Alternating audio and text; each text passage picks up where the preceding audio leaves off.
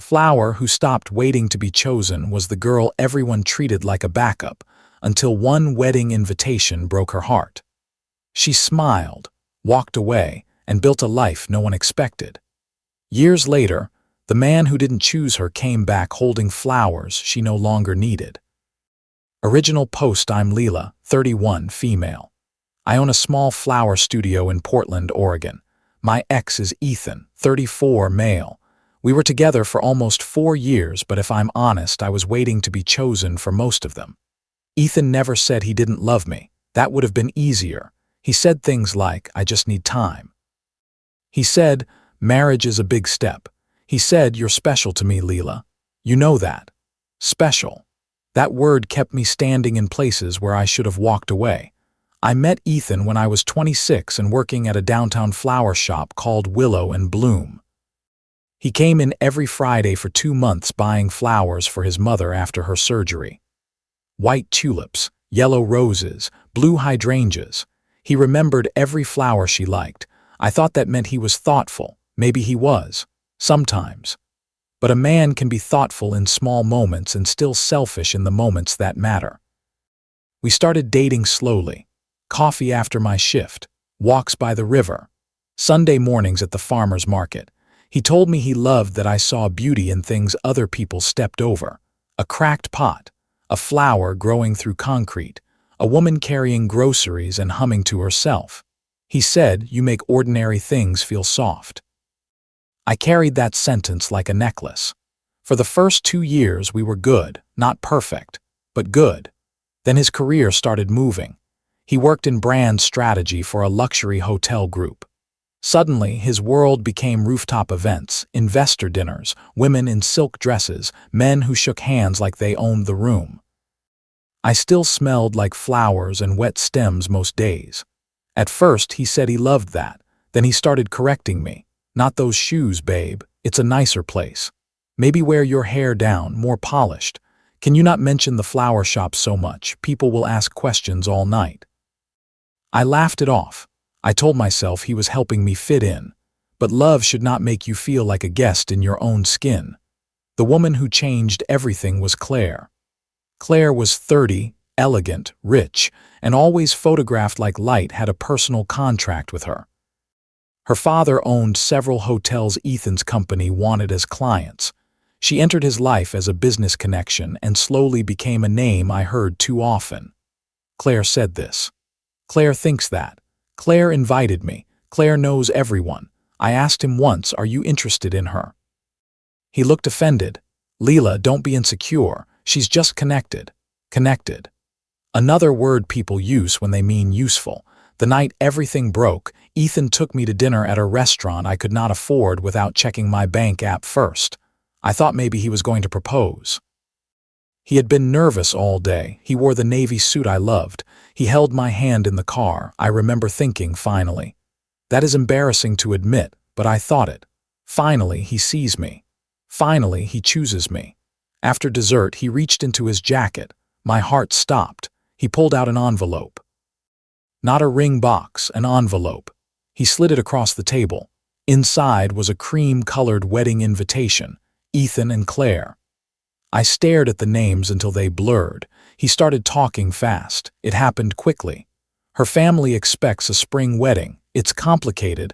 I didn't know how to tell you. I asked one question. How long? He looked down. 3 months. 3 months. For 3 months he had been engaged to another woman while still texting me good morning, still coming to my apartment, still kissing my forehead, still letting me believe patience was love. I placed the invitation back on the table. He reached for my hand. Leela, please, you're my best friend. I never wanted to lose you. I pulled my hand away. He said, Claire wants you to do the wedding flowers. I looked at him then. Really looked. That was the moment something inside me became quiet. Not broken, quiet. I asked, you brought me here to tell me you're marrying someone else and ask me to decorate it. He said, you're the only person I trust with something this personal. I almost laughed. Instead, I stood up, took $40 from my purse, put it beside my untouched coffee and said, I am not your florist. I am not your friend. I am not the flower you forgot to water and still expect to bloom for you. He whispered, Leela, don't make this ugly. I said, you already did. Then I walked out. Outside, the cold air hit my face and I realized I was crying. Not loudly, not dramatically, just tears falling like my body had finally accepted what my heart kept refusing. He called 17 times that night. I did not answer. At 2:14 a.m., he texted, please don't disappear. I need you in my life. I replied once. You should have chosen that before choosing someone else. Then I blocked him. Update 1. 2 weeks later, the first week after Ethan felt like detox, I kept reaching for my phone even though I had blocked him. My hand didn't know my heart had finally made a decision. That's the humiliating part about leaving someone who hurt you slowly. Your body still waits for the routine even after your dignity walks out. I went to work, cut stems, cleaned buckets, wrapped bouquets for strangers celebrating anniversaries, apologies, birthdays, new babies, and funerals. Flowers are honest that way. They don't pretend every ending is the same. On day 6, Ethan's sister, Morgan, came into the shop. I saw her through the glass door and almost went to the back room. But I didn't. This was my workplace, my name on the lease, my rent, my shelves, my flowers. She walked in holding her phone like it had evidence on it. Leela, can we talk? I said, you can buy flowers or leave. She sighed. He's a mess. I clipped the end of a rose stem and said, that sounds like Claire's department now. Morgan flinched. That was mean. I looked at her. No, mean was letting me find out through an invitation. She said he didn't know how to tell me. He was scared. I said he wasn't scared enough to stop seeing me. Morgan had no answer for that. Then she said the sentence that told me everything. You know he still loves you in his own way. In his own way. The smallest cage ever built. I said his way is not good enough for me. She left without flowers. That afternoon, Claire emailed the shop, subject line, wedding floral inquiry. I stared at it for a full minute. The message was polite. Too polite. She said Ethan had spoken highly of my work. She loved my organic feminine style. She wanted white peonies, garden roses, and wild greenery for a romantic but understated wedding. Budget was $18,000. $18,000. That was more than I made in some slow months. For 5 seconds, I considered it. Not because I wanted to help them, because money is money and heartbreak does not pay rent. Then I imagined standing in a venue arranging flowers around the altar where Ethan would marry the woman he chose while I was still waiting. No amount of money was worth that kind of self-betrayal. I replied, thank you for considering Willow and Bloom Studio. I am unavailable for this event and will not be accepting future inquiries related to this wedding. Best wishes, professional, short, clean. Claire replied 12 minutes later, I'm sorry if this is uncomfortable. Ethan said you were mature enough to separate personal feelings from business. There it was. The challenge. Be cool, be useful, be quiet. I did not respond. Instead, I printed both emails and saved them in a folder named Ethan. Not because I planned revenge, because women are too often called dramatic when they remember details. Documentation is not bitterness. It is self-defense with timestamps. 3 days later, my landlord called.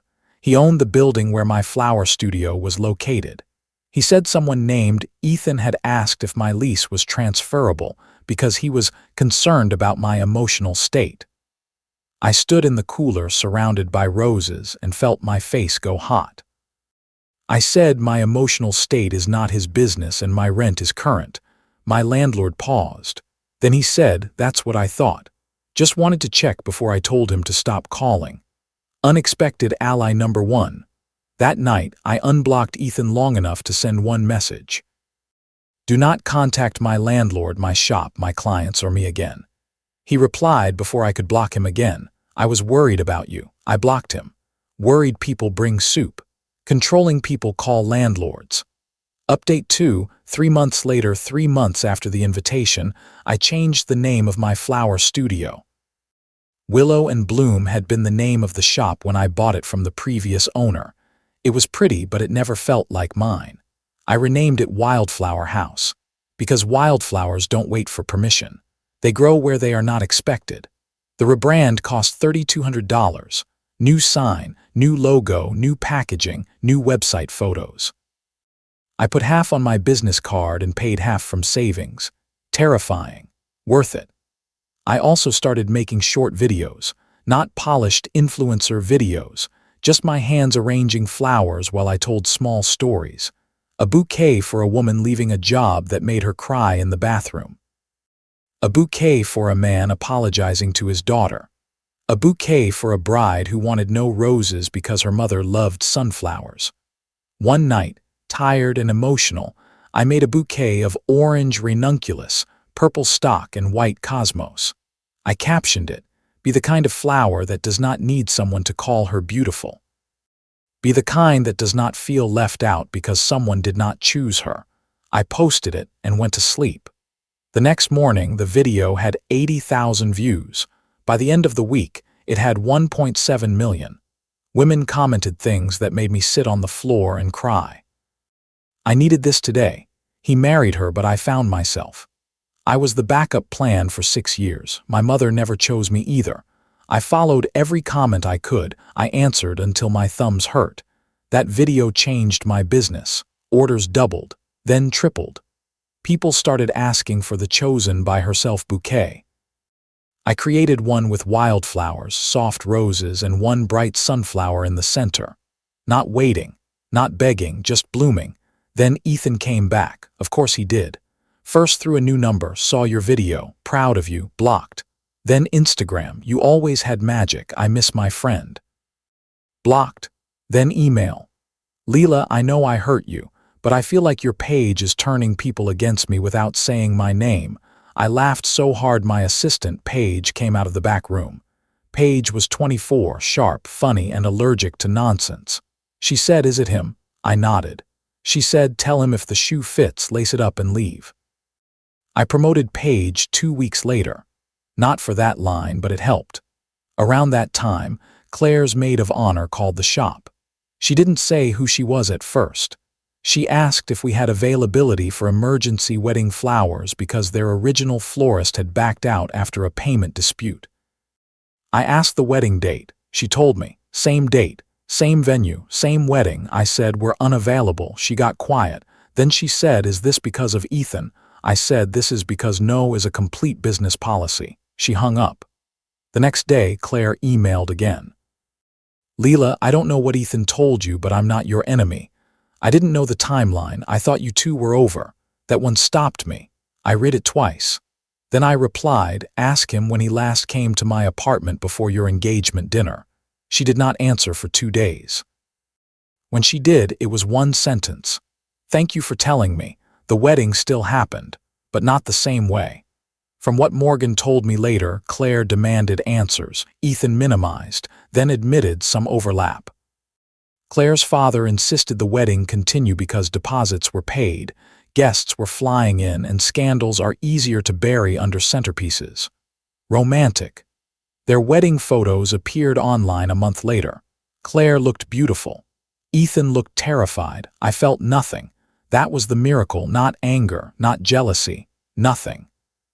Just a small sadness for the woman in the white dress who probably thought being chosen meant being safe. It doesn't. Sometimes being chosen is only the beginning of being used. Final update. 2 years later, 2 years after Ethan married Claire, he walked into Wildflower House holding flowers. Not mine. Grocery store flowers. Red roses wrapped in plastic. I was at the front counter going over invoices. Paige was in the back prepping for a Saturday wedding. The bell rang and I looked up. There he was, older, tired, still handsome but less certain of it. He said, "Hi, Leela." I looked at the flowers in his hand and almost smiled. I said, "Those are dying." He looked down. "What?" I said, "The roses, they've been out of water too long." His face fell in that familiar way, like I had stepped outside the script. He said, "Can we talk?" I said, "No." He swallowed. "Claire and I are divorcing." I waited. He said it like it was supposed to unlock something. I said, "I'm sorry to hear that." He stepped closer. "I made a mistake." I said, "Yes." The word landed between us like a stone. He looked around the shop. the new sign, the full shelves, the staff board, the framed article from a local magazine about Wildflower House and the viral bouquet that became a movement. He said, "You built all this." I said, "I did." He whispered, "I should have chosen you." There it was. The sentence 26-year-old me would have given anything to hear, but 31-year-old me did not want it. That is growth, not becoming hard, becoming free. I said, "Ethan, you did choose. You just don't like what your choice cost you." His eyes filled. "I know I hurt you." I said, "You humiliated me. You lied to me. You asked me to decorate your wedding to another woman. Then you contacted my landlord when I told you no." He looked away. I was scared. I said, "You were selfish." He nodded like the word physically hurt. "Maybe," I said, "not maybe." The back door opened and Paige stepped out. She looked at Ethan, then at the roses. She said, "Bold choice bringing gas station roses to a florist you emotionally destroyed." I closed my eyes. "Paige." She shrugged and went back inside. Ethan actually laughed a little, then wiped his face. "I miss you, Leela." I said, "You miss being loved by someone who made you feel better than you were." He had no answer. Then he did what Ethan always did when words stopped working. He reached for my hand. I stepped back.